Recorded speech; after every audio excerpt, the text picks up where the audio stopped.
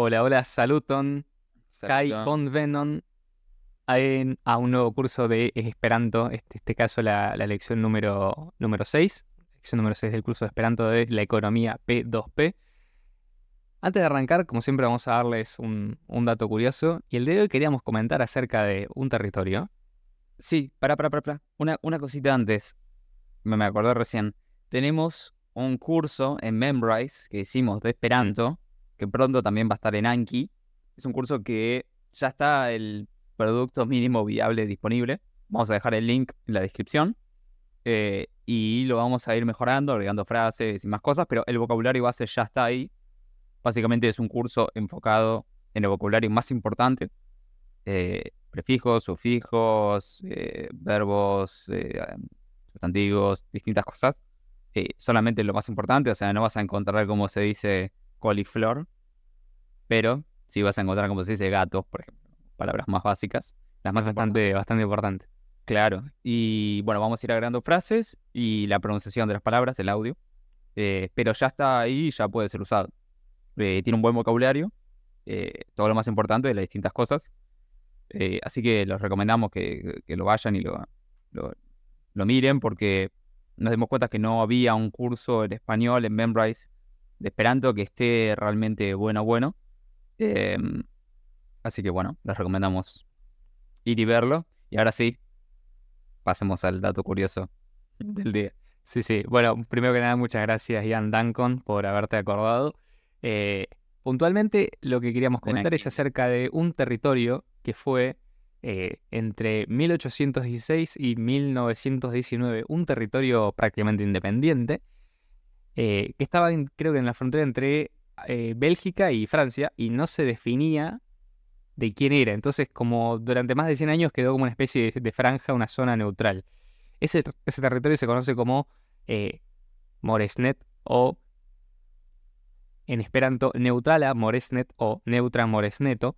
¿Por qué? Porque básicamente desde que apareció el esperanto hasta su finalización fue prácticamente un lugar de encuentro para muchas personas de distintos idiomas. Se hablaba más de 4 idiomas e incluso después de la Primera Guerra Mundial varios más por los capturados, y llegaron a aceptar el idioma esperanto como uno de sus lenguas oficiales. Entonces, si era un territorio relativamente chico y eh, se encontraba en disputa entre dos territorios, funcionó durante bastante tiempo como una especie no solo de terreno de prueba para la comunicación internacional vía esperanto, sino incluso también para ciertas ideas de la libertad. O sea, al no tener una jurisdicción establecida, había menos impuestos, el costo de vida era menor, no tenías tarifas de importación de los países vecinos, y creo que incluso se había utilizado también para albergar casinos. Vetlusejo se llama en esperanto. Lugar de juegos de apuestas sería la traducción literal, por si les interesa, que básicamente era como, bueno, hacemos todo lo que no se puede hacer en otros lugares. Y fue básicamente una cultura relativamente floreciente. Si les interesa, pueden buscarlo, y hoy en día no existe, pertenece creo que a Bélgica el territorio, pero están los recuerdos y la memorabilia del lugar de donde estuvo alguna vez funcionando lo que fue un territorio libre y funcionando gracias al Esperanto. Sí, increíble. Así que bueno, pasamos ya a la primera diapositiva de esta lección de hoy. Y vamos a tocar un tema. Ya tocamos el tema del objeto directo. Si no lo recuerdan, tenemos uno de los videos anteriores hablando específicamente del tema, pero puntualmente ahora vamos a acompañarlo con el objeto indirecto. Básicamente, cuando decimos qué es el objeto directo, habíamos dicho es aquel que recibe, ¿no? La acción directa. Bueno, el resultado de esa acción, lo que, digamos, a quién se le, o sea, para quién se le hace la acción, digamos, ese sería el objeto indirecto. Vamos a poner un ejemplo, ¿no? Ella me da café a mí, ¿no? Bueno, ella es el sujeto, como está claro, o sea, es quien realiza la acción. Café es el objeto directo, es decir, es lo que es dado, ¿no? ¿Y para quién es el café o a quién se da? Bueno, a mí, en este caso.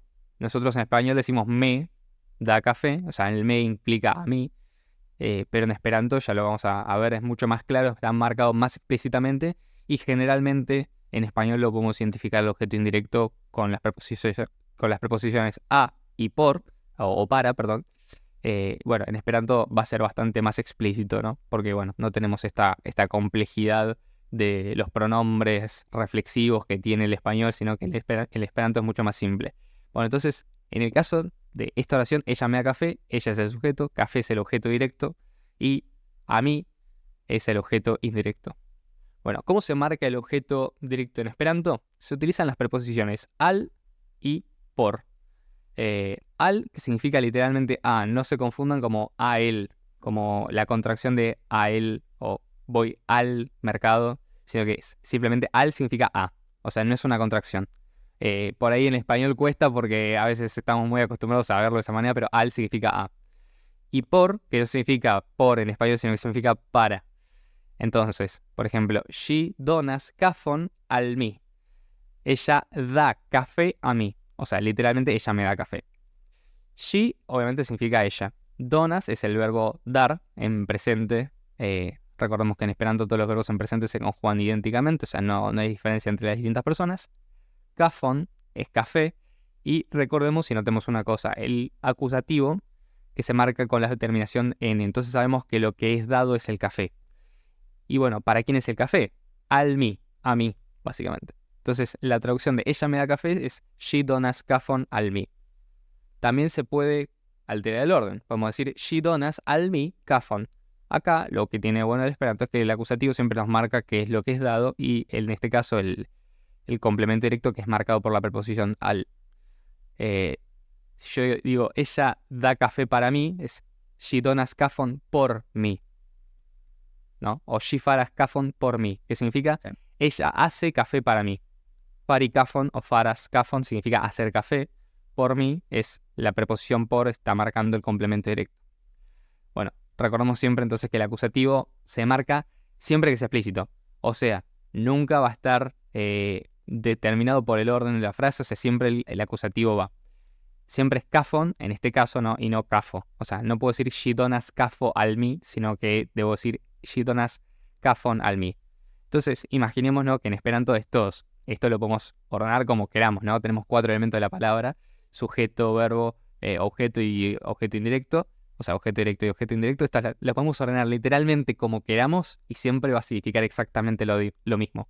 Por ejemplo, al mí donas she cafón significa exactamente lo mismo. A mí da ella café. Es una locura. En español, por suerte, tenemos un orden bastante flexible, pero para otros idiomas, como por ejemplo el inglés, que no tiene esta flexibilidad, bueno, el esperanto se le da de una forma que es extremadamente natural y muy simple, porque también por cuestiones estéticas y poéticas o de prosa, uno puede acomodarlo como quiera. En general siempre vamos a estar tendiendo a hablar más como hablamos en nuestro idioma materno, pero en esperanto esto siempre va a ser correcto.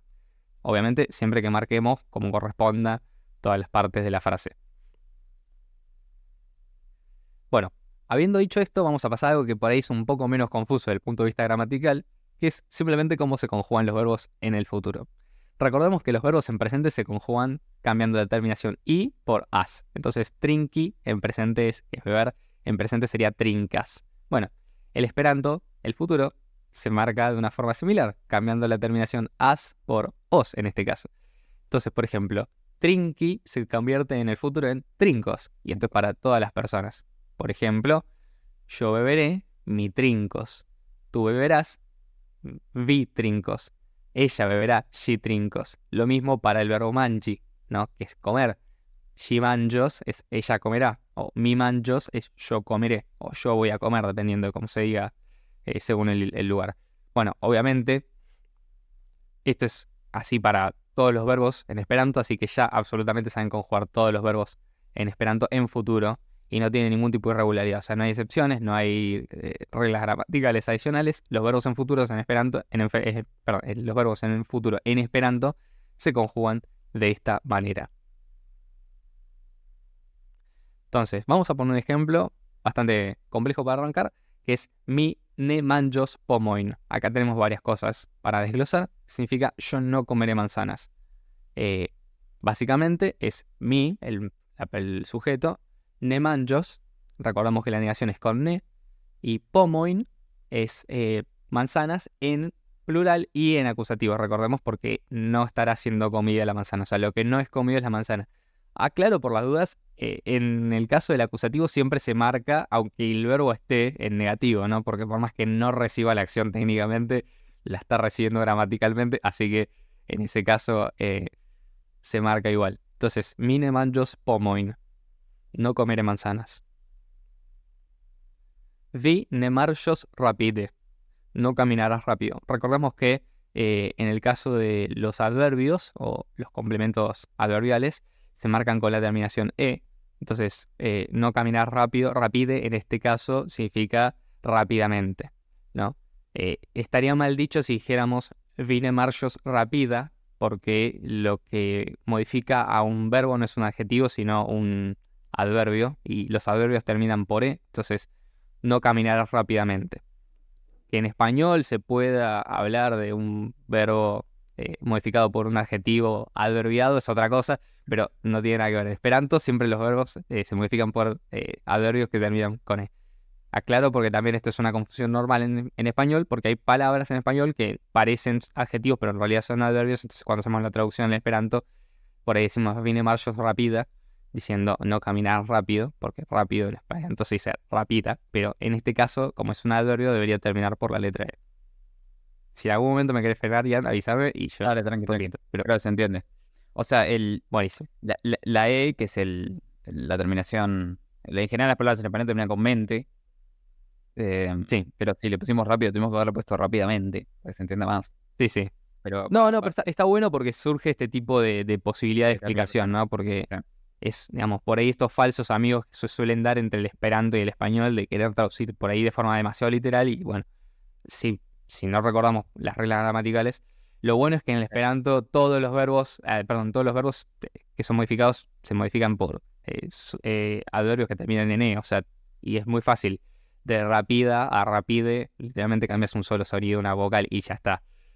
Igual te van a entender, o sea, se puede equivocar uno al principio cuando está aprendiendo, total, es completamente normal. Chuvi trincos akvon, acá vemos un futuro en una pregunta. ¿Beberás agua o vas a tomar agua?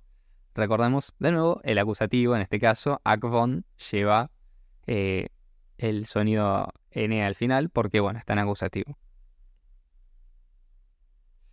Bueno, vamos a ver algo ahora que se llama infinitivo complementario. Cuando dos verbos se usan juntos y es el segundo, está en infinitivo. Es bastante, por ahí suena más complicado decirlo que verlo explicado. Por ejemplo, me gusta comer, en esperanto sería millatas manji. Es como en español. Conjugamos el primer verbo, millatas, me gusta, y después decimos lo que nos gusta en infinitivo, manji. Como es una traducción bastante literal y bastante intuitiva. Esto por ahí en inglés no es tan directo, pero nosotros tenemos la ventaja del español que esto puntualmente es bastante más intuitivo para nosotros. Otra cosa, por ejemplo, li devas curi, él debe correr. Devi, el verbo devi significa deber, y bueno, curi es correr, entonces él debe correr.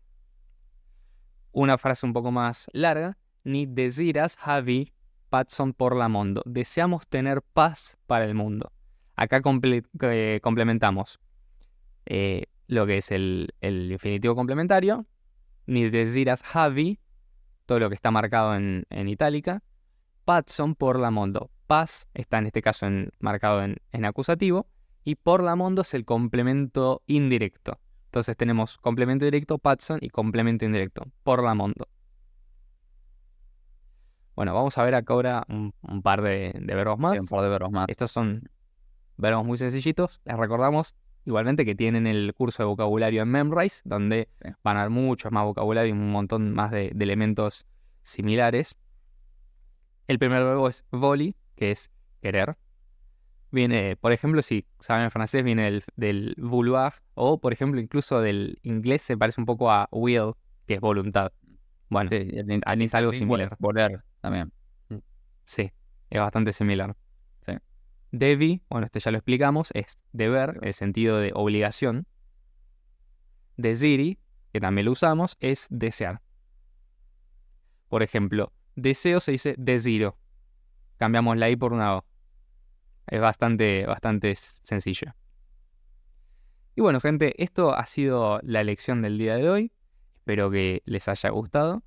Obviamente les podemos invitar nuevamente a suscribirse al canal si no lo han hecho y a ver los videos anteriores del curso del Esperanto y a suscribirse para estar al tanto de los nuevos videos que vayan saliendo y obviamente de cualquier otro curso que que vayamos haciendo y obviamente también escuchar el podcast principal del programa, que es lo que, Sí. bueno, nos trae también un poco armada este canal. No solamente el idioma esperanto, que nos parece útil, pero también todas las otras cosas que comentamos en el episodio, por ejemplo, de esta semana, que va a estar bastante bueno.